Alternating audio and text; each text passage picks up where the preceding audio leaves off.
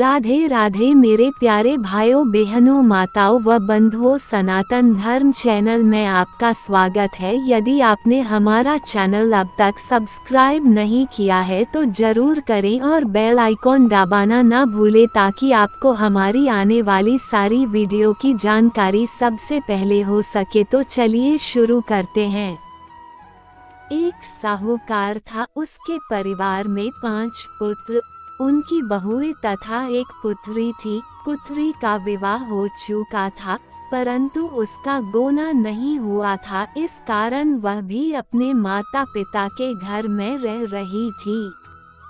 एक दिन साहूकार की पत्नी दशामाता का डोरा ले रही थी। उसकी बहुओं ने भी डोरे लिए। बहुओं ने अपने सास से पूछा कि क्या नंद के लिए भी डोरा लेना है। सास ने कहा हाँ। इस पर बहुओं ने कहा कि उनकी तो विदाई होने वाली है, यदि व्रत से पहले ही विदा हो गई तब क्या होगा। सास ने उत्तर दिया, मैं व्रत का सारा सामान साथ में रख दूंगी, वह अपने ससुराल में पूजा कर लेगी। ऐसा ही हुआ। उसके ससुराल से लेने उसका पति आ गया। माँ ने बेटी को विधि पूर्वक विदा किया और उसकी पालकी में पूजा का सब सामान रखवा दिया। लड़की जब अपने ससुराल पहुंची तो उसे घर के आंगन में गलीचा बिछा कर बैठाया गया। आस पड़ोस की महिलाएं नई बहू को देखने आने लगी।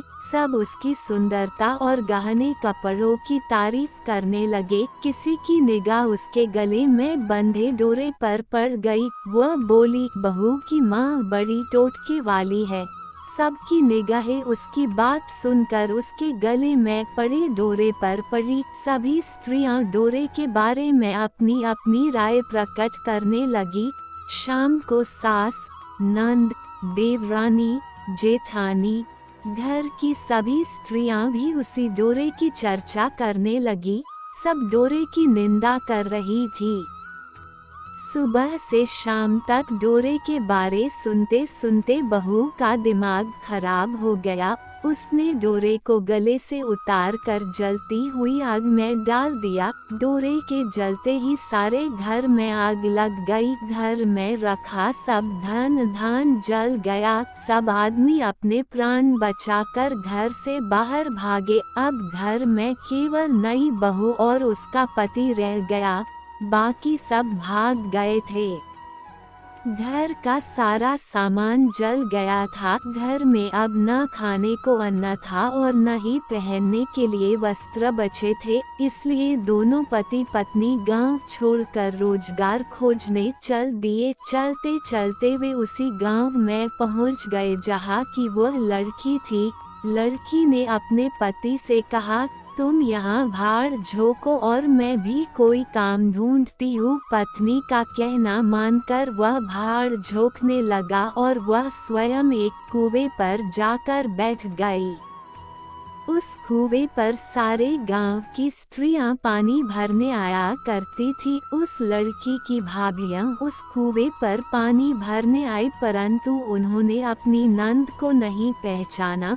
वे उससे बोली, तुम तो किसी भले घर की लड़की मालूम होती हो, कुछ काम करना चाहती हो तो बोलो। लड़की बोली, काम तो करूंगी परंतु कोई नीच काम नहीं करूंगी। बड़ी भाभी बोली, हमारी नंद ससुराल चली गई है, तुम हमारे बच्चों की देखभाल करती रहना और हमारे घर से सीधा लेकर अपना भोजन बना लिया करना। लड़की इस काम के लिए राजी हो गई। लड़की की भाभियां अपने घर आई और सास से बोली, कुएं पर एक अनाथ लड़की बैठी है, वह हमारे घर रहने और बच्चों की देखभाल करने को राजी है, आप कहो तो हम उसे रख ले। सास ने कहा, खुशी से रख लो परंतु आपस में कलह मत करना। सब बहुएं राजी हो गई। वे वापस कुएं पर आई और उसे घर ले आई। वह अपने भतीजे और भतीजियों की देखभाल करने लगी और अपना जीवन निर्वाह करने लगी। एक दिन दशामाता का डोरा लेने का अवसर आया। सास के कहने पर सब बहुओं ने डोरा लिया। बहुओं ने सास से पूछा कि क्या इस लड़की के लिए भी डोरा लेना है। सास ने कहा हाँ। बहुओं ने कहा इसी प्रकार आपने नंद जी के लिए भी डोरा ले लिया था, परंतु पूजा से पहले ही उनकी विदाई हो गई। अब इस लड़की को डोरा दिलाना चाहती हो, यदि यह पूजा से पहले चली गई तो क्या होगा। पूर्णविराम उद्धरण। सास बोली तुम्हारी नंद ने अपने घर जाकर पूजा की होगी। ये लड़की पूजा होने तक इसी घर में रहेगी तो अपने आप पूजा में शामिल हो जाएगी, और यदि कहीं चली गई तो वह पर ही पूजा कर लेगी। सर्वसम्मति से लड़की ने भी दशामाता को डोरा ले लिया। 9 दिन तक वह दशामाता की कहानी तथा व्रत पूजन में शामिल होती रही। 10वें दिन लड़की की माता व बहुओं ने सर से स्नान किया और घर में चौका लगाया तथा पूजन की तैयारी करने लगी। लड़की बहुओं से बोली यदि कोई पुराना कपड़ा मिल जाए तो मैं भी स्नान कर लूं। बहुओं ने अपनी सास से पूछकर अपनी नंद की साड़ी उस लड़की को दे दी। अपनी पुरानी साड़ी लेकर वह स्नान करने गई। उसने सर से स्नान करके साड़ी पहनी और घर आ गई। घर पर पूजा आरंभ हो गई। वह जैसे ही पूजा के पास आकर बैठी तो बहुओं ने कहा ये तो हमारी नंद जैसी लग रही है। इस पर सास ने नाराज होकर कहा तुम्हारे मन में जो आता है बोलती रहती हो, पूजा के समय भी चुपचाप नहीं बैठा जाता है। चुप रहो, मुझे कथा कह लेने दो। तुम्हारी बातों से कथा में विघ्न पड़ता है। बहुएं चुप हो गई। घर की सब स्त्रियों ने पारण किया।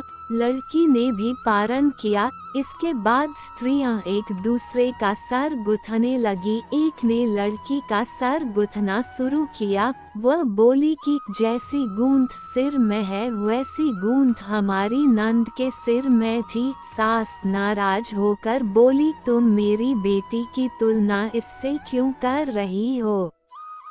सास ने बहू को तो डांट दिया, परंतु उसकी बात मन में घर कर गई। उसने लड़की से कहा आज रात मेरे पास सोना। रात तो जब बहुएं सो गई तो उसने लड़की से पूछा तुम्हारे पीहर में कभी कोई था। उसने जवाब दिया मेरे 5 भाई और भाभियां थी, तुम जैसे माता पिता थे। उसने फिर पूछा क्या हुआ।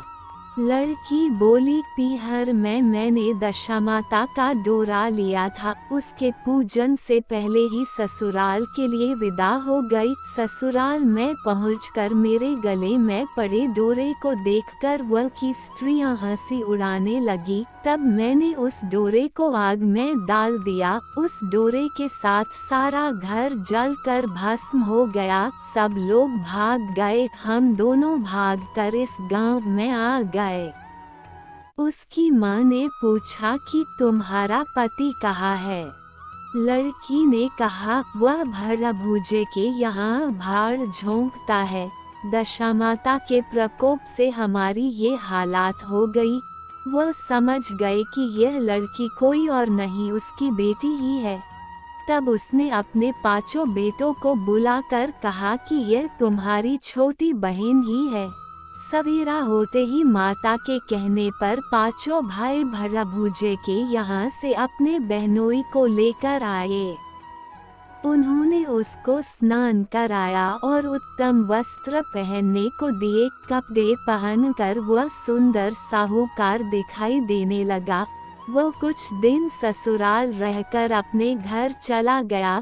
घर पहुंचकर उसने देखा कि सब लोग पहले की तरह सुखपूर्वक रह रहे हैं। इसके बाद वह अपने ससुराल आया और अपनी पत्नी को विदा कर घर ले गया।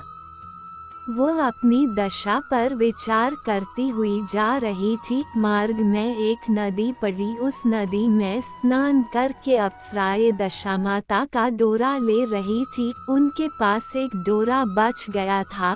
वह अप्सराएं बोली, यदि इस डोली में कोई उच्च वर्ग की स्त्री हो तो उसे ये डोरा दे दे। उन्होंने डोली के पास जाकर पता किया और वह डोरा उस लड़की को दे दिया।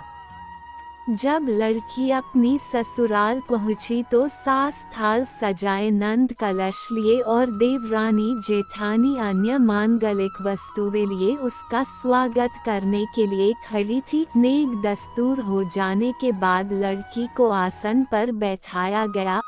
आसन पर बैठने के बाद लड़की ने कहा, आप लोगों ने पहली बार दशामाता के डोरे के लिए अपशब्द कहे थे, जिसका का फल ये हुआ कि घर के सब लोग बिछुड़ गए तथा घर का धन धान्य जलकर स्वाह हो गया।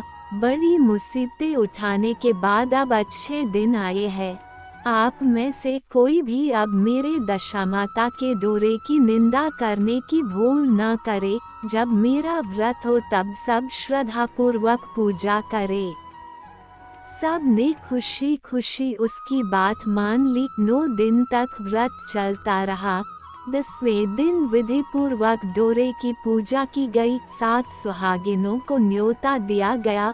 उनका श्रृंगार करके आंचल भरा गया। इस प्रकार दशामाता को पूजन समाप्त हुआ।